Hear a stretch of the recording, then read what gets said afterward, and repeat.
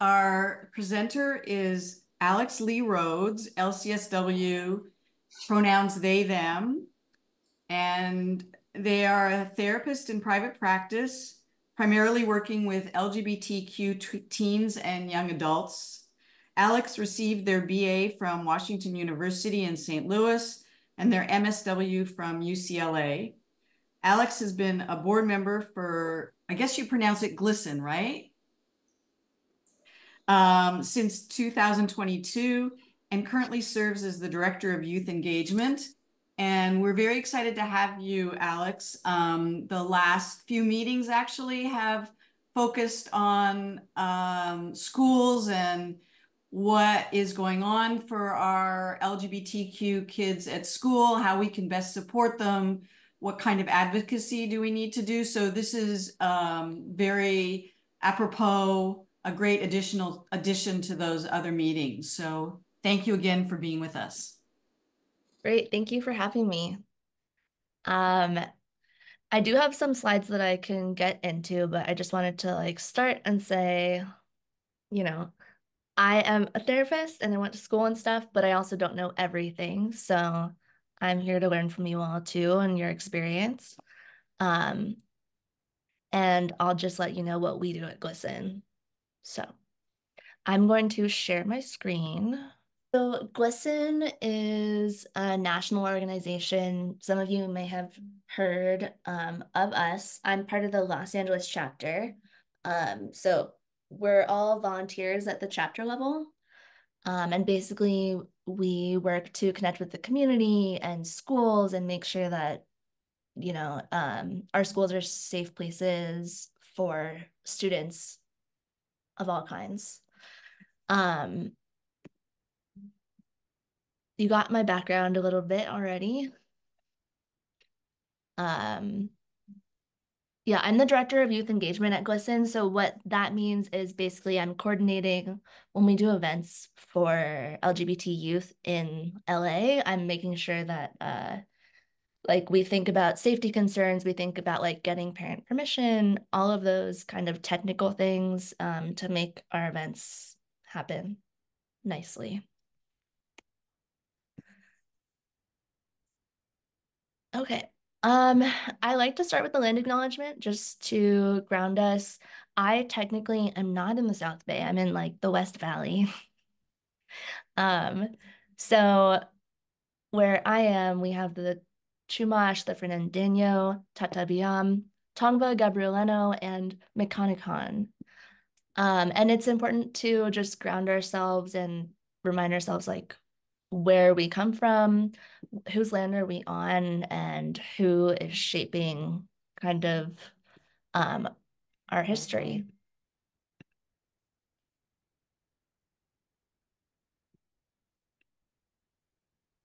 Okay, so one of the things about GLSEN, so we are a national organization that came about in the 90s, the early 90s, and more recently have reaffirmed that we're using an intersectional framework. So that means that we're centering racial justice, disability justice, and gender justice. So if you think about the history of LGBTQ organizations that advocate for the community, in the past, they may have only focused on sexuality or only focused on gender. And taking an intersectional framework basically says you can't separate all of these identities out because we don't live in a vacuum where you can only focus on one thing at a time. So everything is impacting us always, you know, depending on your level of disability or ability, how much you pass in the world, other things. Audre Lorde says it best, there's no such thing as a single issue struggle because we do not live single issue lives. So this is a map of the US. It shows where all of our different chapters are. I think there's something like 45 or 46. And it's based on people showing interest and wanting to create a chapter. and put the time in, basically. So we have the national chapter network where we all meet with each other, talk about like what's going on. Some of the states in the South or like the Midwest are dealing with a lot more political advocacy than we might be here. So there's often like discussions that are a little bit more regional, but at the same time, we've had issues with school boards as well.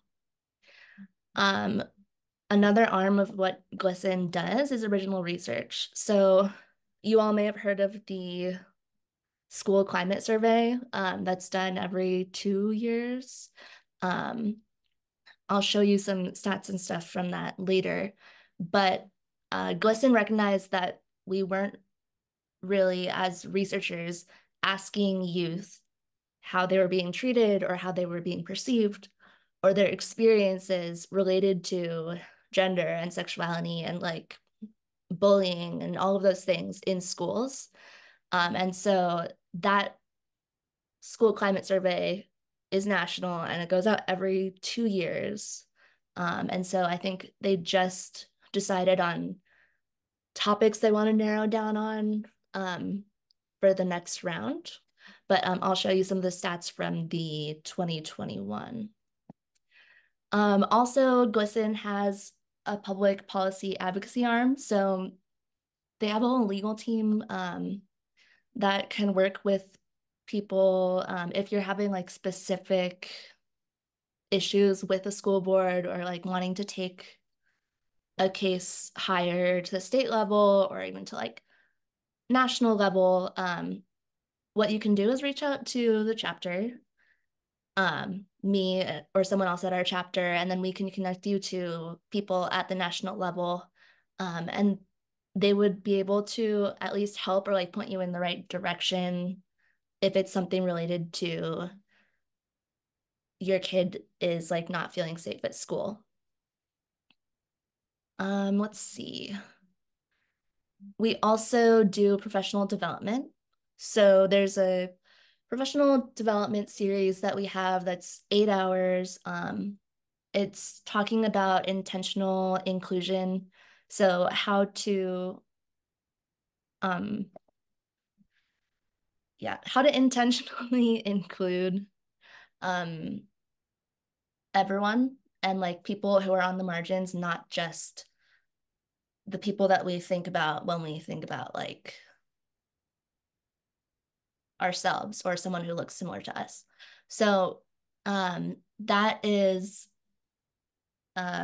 training that is specifically for teachers and administrators, and it kind of breaks down intersectionality, it breaks down like biases, also talks about like the intricacies of gender and sexuality, and then talking to students, talking to other teachers, dealing with cases when these things come up, and then like how to action plan at your school or site. So that is something that is on the national level, and there are facilitators who are trained all throughout. I am also trained on that. And then youth engagement. So all of the chapters usually put on some sort of event or outreach. I'll show you a little bit later, but LA, we usually have one big event, a prom. This will be our second annual prom this year. And then we go out and we're at all the prides. And then we do visit schools and give like talks and that type of thing just to try to be in the community.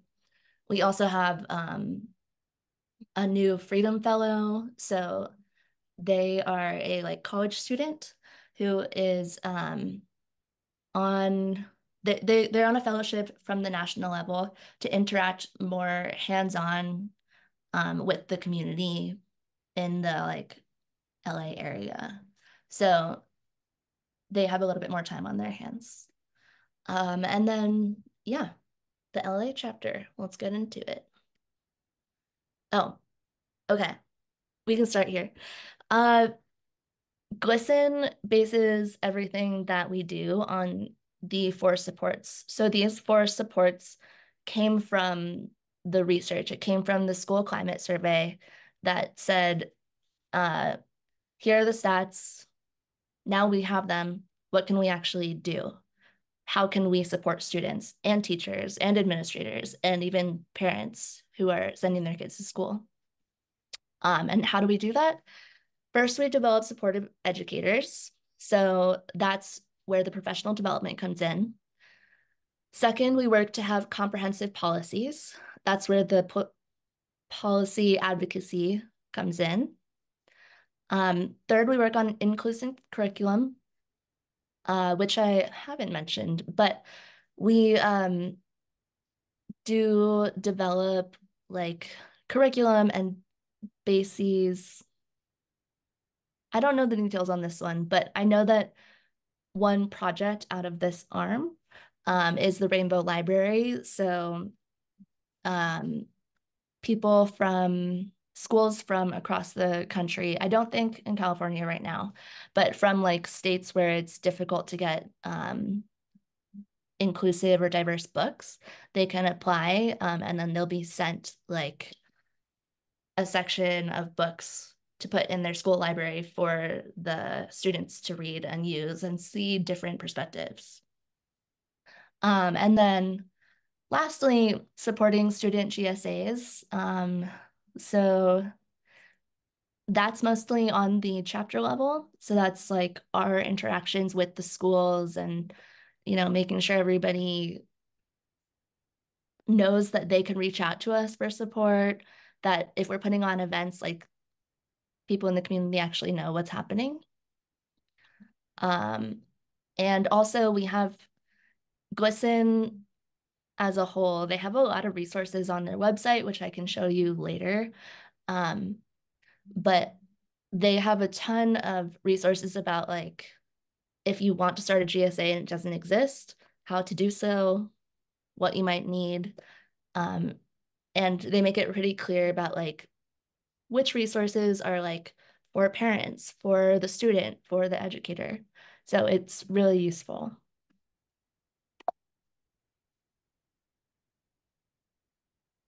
Okay, so this is some of the research. Again, this is from the 2021 National School Climate Survey. And so in brief, they found that schools are hostile places for LGBTQ plus students. So this is a survey of high school students. And then they expanded it to middle school as well. So they found that homophobic and negative remarks about gender expression from teachers and staff increased from 2019 to 2021. 52% of LGBTQ plus students who considered dropping out reported hostile school climate as their reason.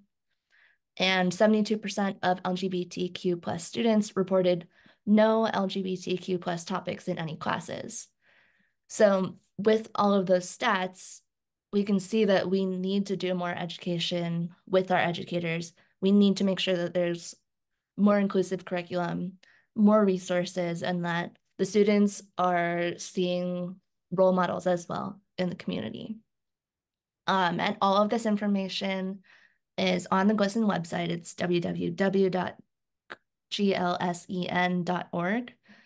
And you can find also all of the past school climate surveys if you are really into research and want to like compare the data and see what's changed.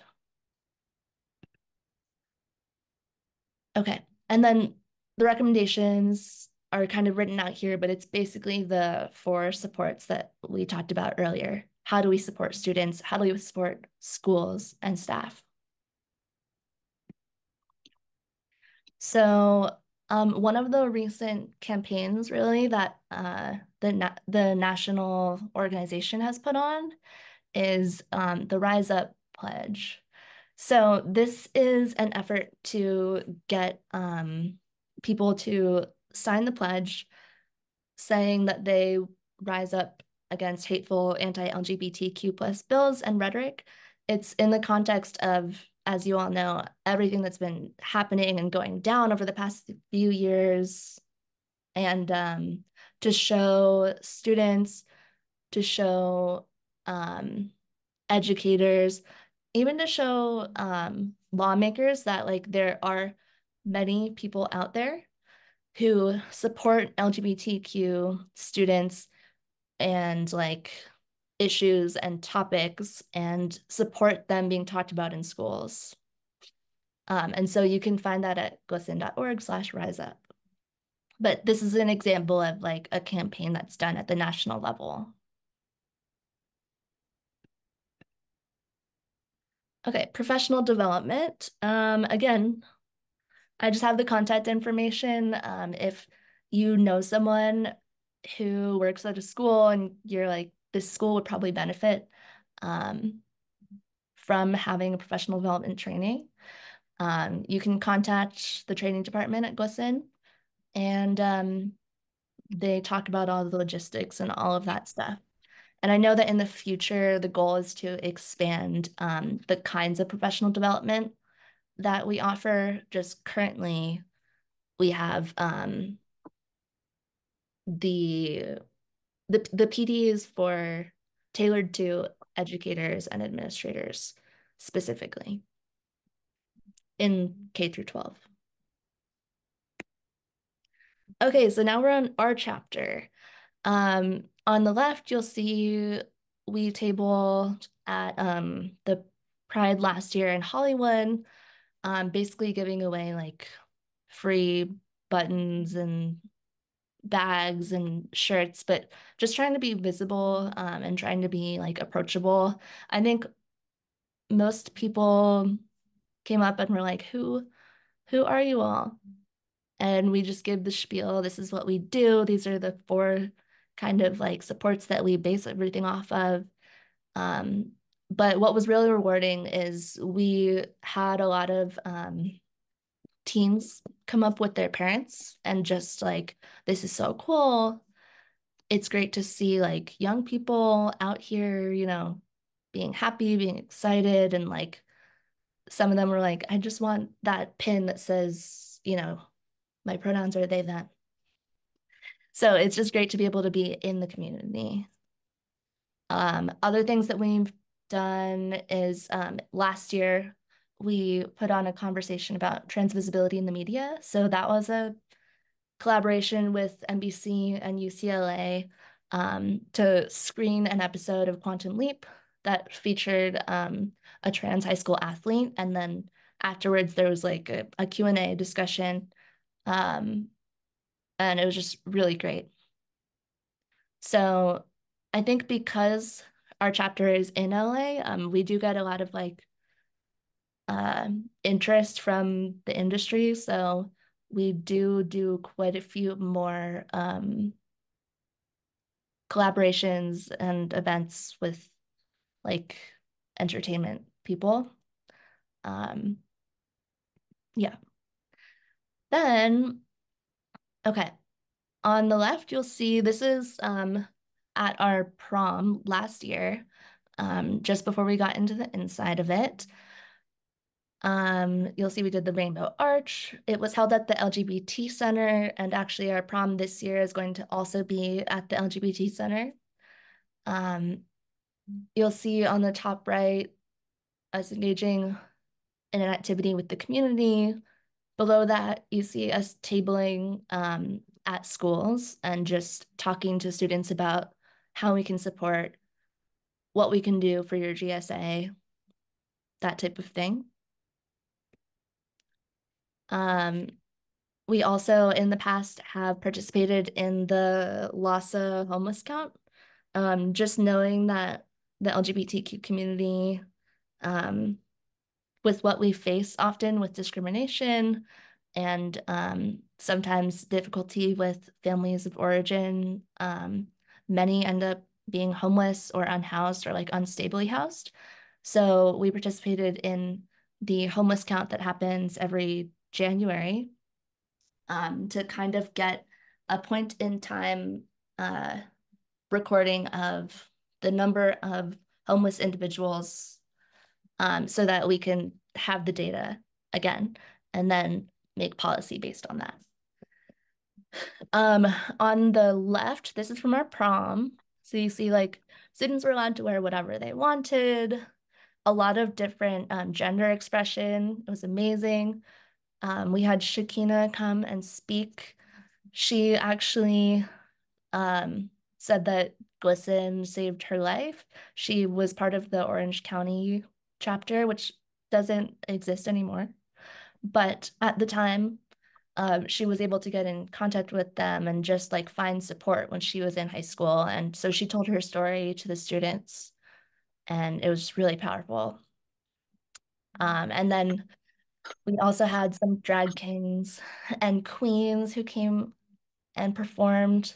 And the great thing about our prom and what we make sure to do every year is that we fundraise the money or budget for it out of like donations that we get so that all of the students, they just sign up as long as they get parent permission or guardian permission, they get to come for free.